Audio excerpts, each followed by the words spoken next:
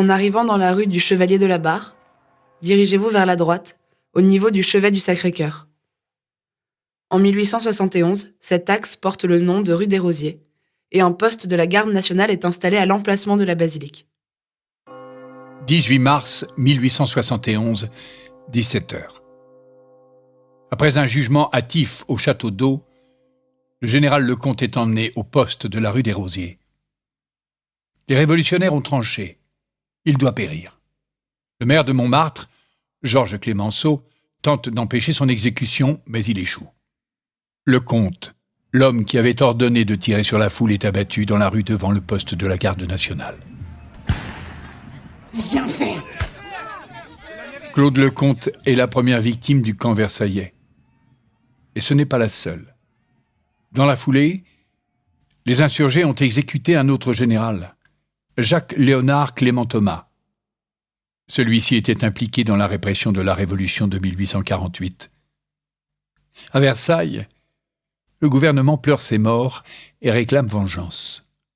On compte ceux qui meurent aux représailles populaires, mais d'un côté seulement. De l'autre, on ne compte pas, on ne le pourrait pas. Le poste de la rue des Rosiers est davantage souillé du sang des communards que celui des Versaillais.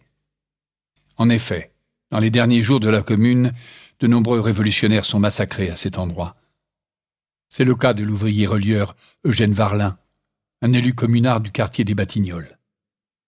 Le 28 mai, il est lynché par une foule de Parisiens hostiles à la Commune avant d'être abattu par les hommes de Versailles.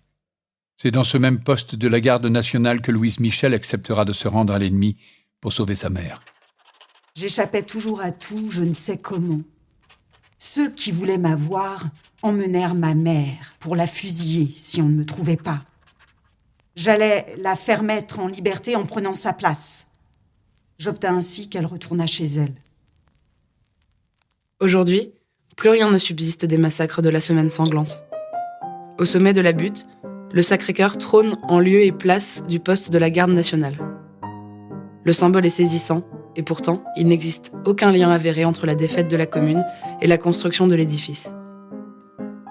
Ainsi, la basilique incarne le retour à l'ordre moral et le triomphe de l'Église, venu balayer d'un revers de la main l'anticléricalisme des communards.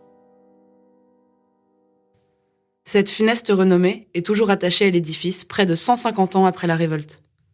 Certains vont même jusqu'à réclamer sa démolition. C'est ainsi qu'en 2017, lors du vote du budget participatif de la ville, la proposition la plus populaire avait été de détruire le Sacré-Cœur dans une grande fête révolutionnaire.